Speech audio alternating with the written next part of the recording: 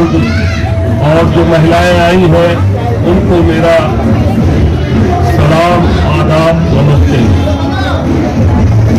आज 26 जनवरी के मौके पर मैं आप लोगों के बीच आया हूं।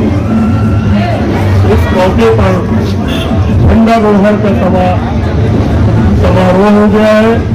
अब इसके बाद जन जागृति फाउंडेशन एनजीओ के फाउंडर प्रेसिडेंट आकाश खान साहब, राष्ट्रीय प्रवक्ता आवेश ओवैस प्रकाशी साहब, राष्ट्रीय इफ्तिखार खान साहब, सुंदर सिंह साहब और राम पाटिल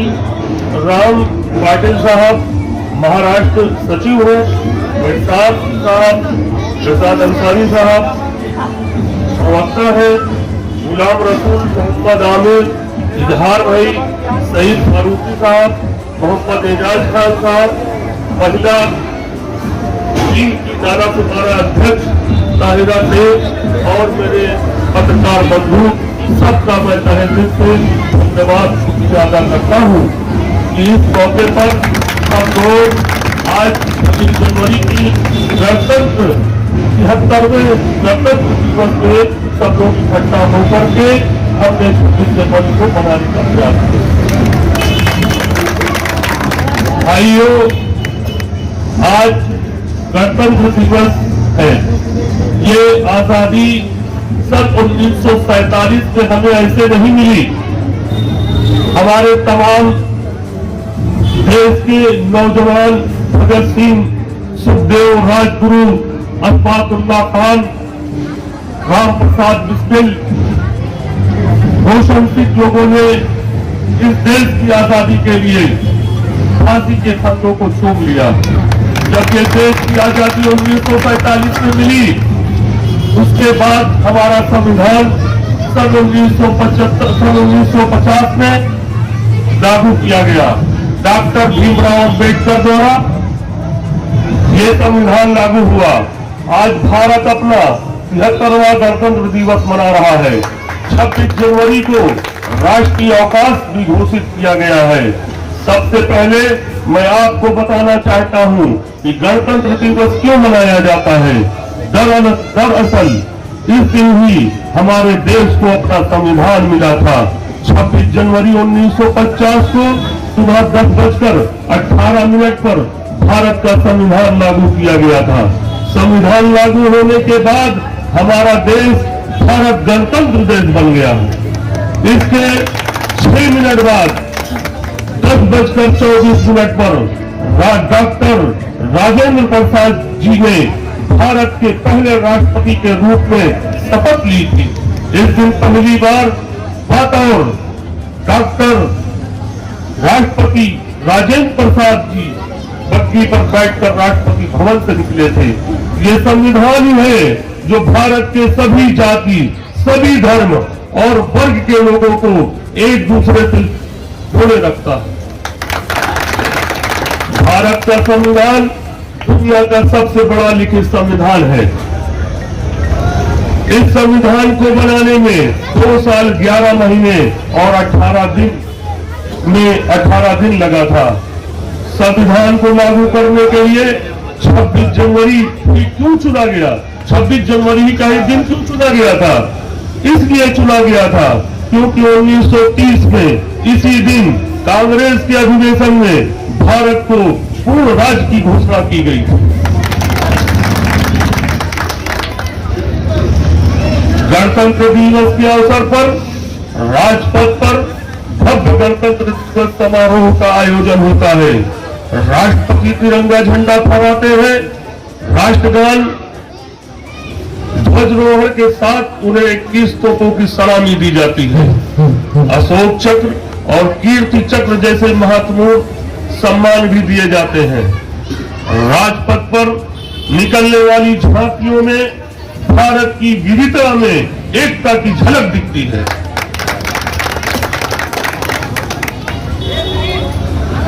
परेड में भारत की तीनों सेना, नौसेना, थल सेना और वायुसेना की टुकड़ी शामिल होती है और सेना की ताकत और शौर्य को दिखाया जाता है। ऐसा ही नहीं है कि 26 जनवरी को ही राष्ट्रपति द्वारा झंडा फहराने और परेड व झांकियों आदि के समापन के साथ ही ये राष्ट्रीय त्योहार खत्म हो जाता है, बल्कि 29 जनवरी को बीटिंग रिट्रीट सेरेमनी के साथ गणतंत्र दिवस उत्सव का समापन होगा। इसी वाणियों के साथ मैं अपने भाषण को समाप्त करता हूँ। जय हिंद, जय भारत। यूनान, मिस्र, रोम सब मिट गए जहां से, अब तक मगर है बाकी नामो निशा हमारा। कुछ बात की है हस्ती मिटती नहीं हमारी, सदियों रहा है दुश्मन दौरे जहां हमारा। आज जितनी आसानी से हमने तिरंगे को लहरा दिया, फहरा दिया और ये खुशी का इजहार कर दिए, इसे आसान बनाने के लिए हमारे बुजुर्गों ने, हमारे पुरखों ने कितना बलिदान, कितना सेक्रीफाइस और कितनी लोग फांसियों के तख्तों को चूमा, कितनी माओं ने बेवा होकर सफेद साड़ियां पहनी, कितने बच्चे यतीम हो गए, ये शायद हम धीरे धीरे भूल रहे हैं।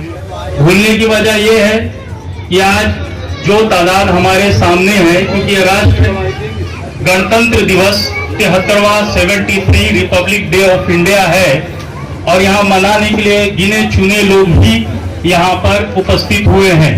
अब मैं इसे भूलना नहीं कहूँ तो क्या कहूँ। दूसरी चीज, हमारी राज्य सरकार और केंद्र सरकार भी धीरे धीरे अपने स्वतंत्र सेनानी, फ्रीडम फाइटर को धीरे धीरे भूल रही है।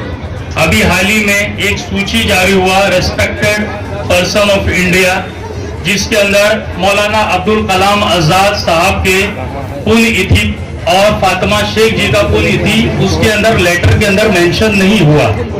इस वजह से हमारी जन जागृति फाउंडेशन इस बात का समर्थन करेगी और मांग कर रही है कि केंद्र सरकार और राष्ट्रीय सरकार जो यूपीए यहाँ का महाघटक दल है जो महाराष्ट्र में, इनसे अनुरोध करेगी हमारी एनजीओ कि आप भारत के पहले शिक्षा मंत्री मौलाना अब्दुल कलाम आजाद को किसी के परिचय की मोहताजी नहीं है।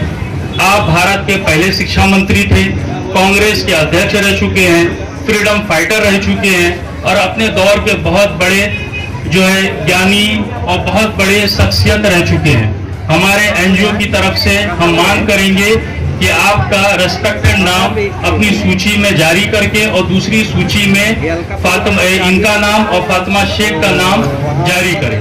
इस